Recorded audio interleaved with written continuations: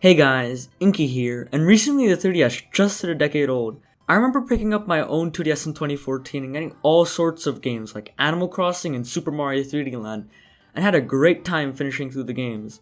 But anyways, since the Switch is out and the 3DS is slowly ending, or well, already ended with the halt of repairs and productions, and the fact that the eShop is rumored to close in 2022. Even with all those things aside, the 3DS is an amazing console with amazing games, and had really unique things like the Street Pass feature. And today we'll be talking about the life and times of the 3DS, ranging from development, launch, and everything in between. So without further ado, let's get right onto it. Before we do anything, we need to talk about the 3DS's background, how it all started and all that kind of stuff. So the Nintendo DS, second best selling console of all time, was reaching its end and people were speculating its successor with motion controls and all kinds of things. So naturally, rumors started to pop up trying to speculate how the system would look like, but in reality, the 3DS wasn't all too different from the DS in terms of shape anyways. 2010 came along and the 3DS actually got announced, but seriously, a DS successor was a no-brainer. Of course Nintendo would capitalize on their best-selling console. The difference between the DS and 3DS, however, with the glasses-free 3D, a circle pad, motion controls, and a back catalog with DS games, and more. Nintendo then gave a proper unveiling for the system at E3 2010, which also showed off games including Kid Icarus, Mario Kart, and Animal Crossing. But soon, the 3DS would see its launch.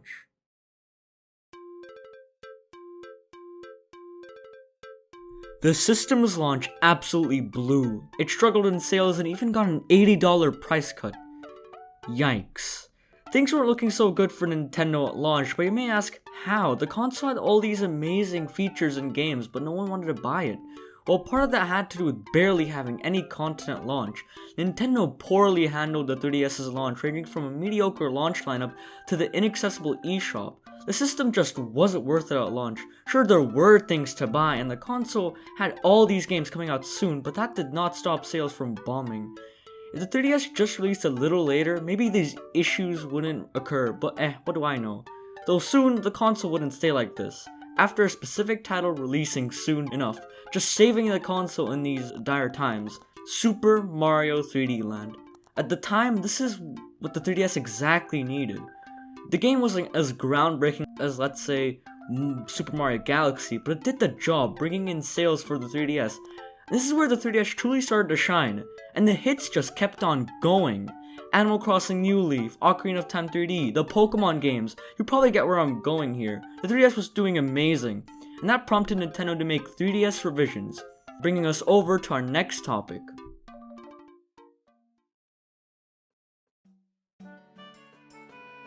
Nintendo 3DS revisions.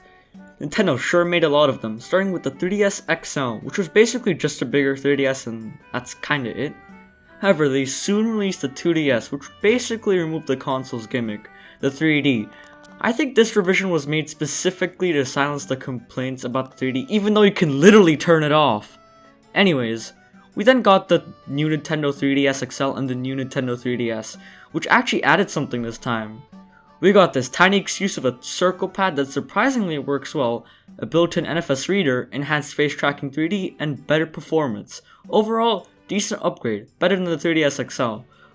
But this couldn't end with the last revision, the new Nintendo 2DS XL.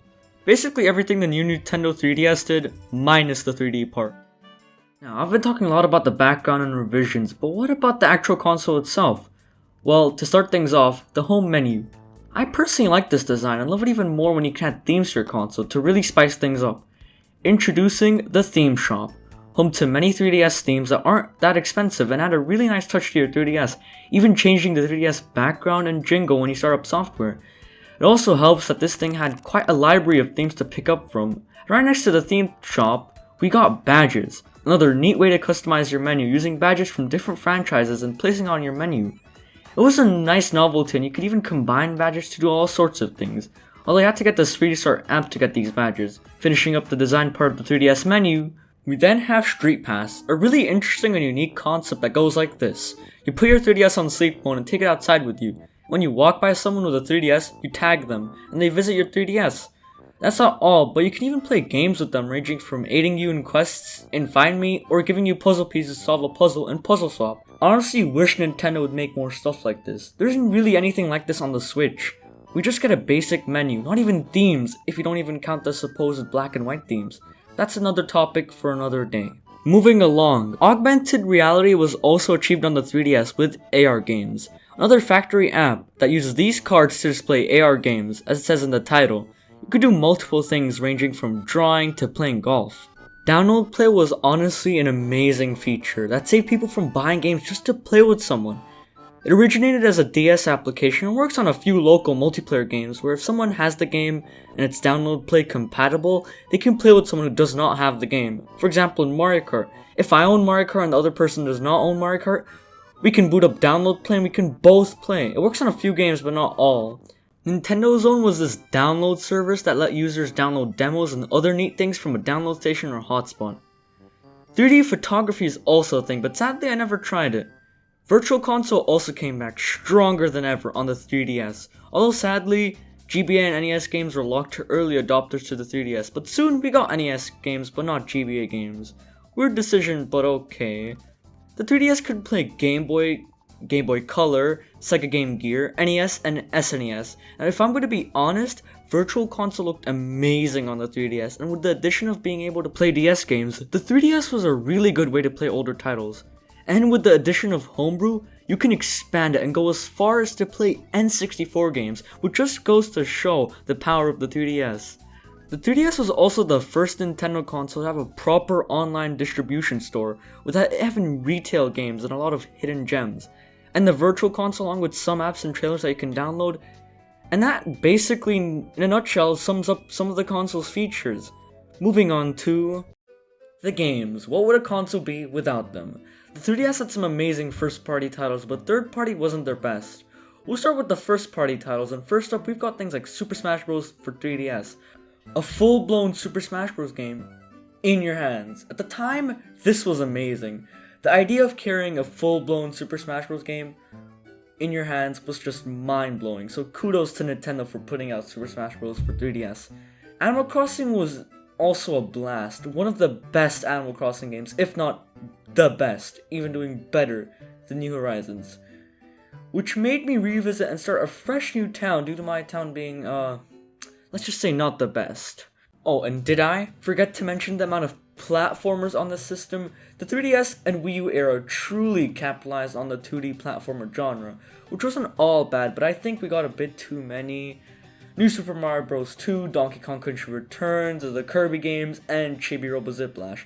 And a few of those games weren't the best, especially Chibi Robo. But 2D platformers weren't all the 3DS had. We got the Pokemon games, which were amazing. I loved Pokemon Sun and Moon, and even got the Ultra games, and bought both versions. Then we got Luigi's Mansion Dark Moon, which was basically Luigi's Mansion 2. Mario Kart 7 was an alright game, but the roster was just... why? The 3DS just had some amazing games, and those are just some of them. I haven't even talked about some of the hidden gems, and we cannot forget the third-party games. Sure, you could say the 3DS didn't have that many, but we got things like the Monster Hunter series, which is this fantasy-themed RPG where you take on the role of a hunter and slay and trap dragons. Then we have one of my personal favorites, the Ace Attorney series. You take on as a defense lawyer going through trials and testimony to claim your non-guilty verdict. And fun fact, you could play most, if not all, the Ace Attorney games on 3DS. Shovel Knight was also a fun time and a really good 2D side-scrolling platformer. Now, onto some of the hidden gems. I'll give out a few that you should really check out if you have the time. First up, Ever Oasis. This game is amazing. It has you build up your own oasis by gathering resources, exploring the desert, and tackling dungeons. But it's a shame it came out when the 3DS was in its peak of popularity. There's also Rune Factory 4, which is like Harvest Moon but with fighting and has a fantasy theme to it. SteamWorld Dig is this Terraria-like experience with its blend of platforming, combat, and resource gathering. And those were just some of the 3DS hidden gems, I know. And again, you can pick up many more and search for them to fill up your 3DS library. Now for the ultimate question, is the 3DS worth it? Yes. Just considering the fact that you can homebrew and unlock so many features ranging from emulators, region-free gaming, custom badges and themes, and game plugins like CTGP7, and the system compatibility there is with older gen consoles, and the games it has as well, are worth playing. This is a must-buy before it gets too scarce. and prices may be a little higher than usual due to it being discontinued, but you might find yourself finding a fairly good deal. And now we reached the end of the video. I'd like to thank you all for watching, and I'll hope to see you in the next one. Goodbye.